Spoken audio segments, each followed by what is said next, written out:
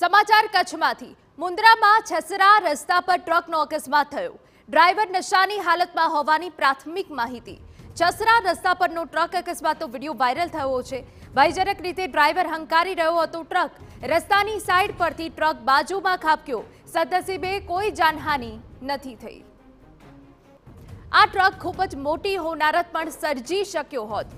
જે રીતે ચાલક ટ્રક હંકારી રહ્યો છે તે જોતા એ તો સાબિત થયું જ છે કે ડ્રાઈવર સંપૂર્ણ ભાનમાં તો નથી જ। ટ્રકની પાછળ પસાર થતા વાહનમાંથી આ વિડીયો લેવાયો છે।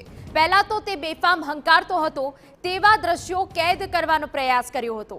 જો કે પછીથી ટ્રક રસ્તાની બાજુમાં ચાલવા લાગે છે અને ત્યાં જ તે રોડ પરથી નીચેની તરફ પલટી ખાઈ જાય છે।